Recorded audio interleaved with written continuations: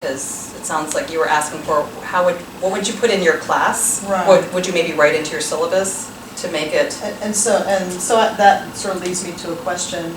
You know, in ESOL, our books are not chosen for CRT. They're chosen to, you know, teach English. So the other day I'm in front of the class reading about, you know, teaching them how to make a paragraph with a, you know, topic sentence, a concluding sentence. And I'm reading from this example paragraph that really was not terribly sensitive to different cultures.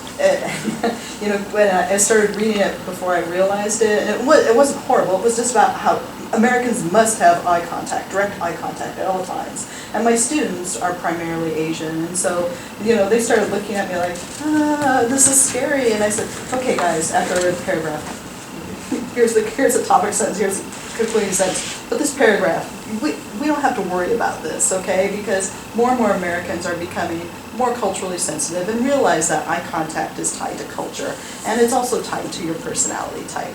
So I felt like having that kind of discussion was important, whereas before I might have just said, oh, well, this is the way it is. Americans like eye contact, you know.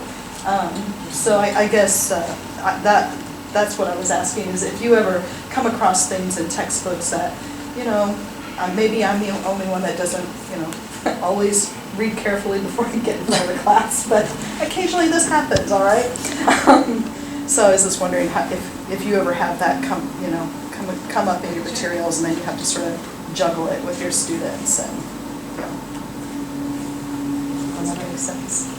Yeah, it totally makes sense. It sounds like how you handled it was fantastic. You acknowledged them, and then you know, suggested that there's different ways of approaching things, and so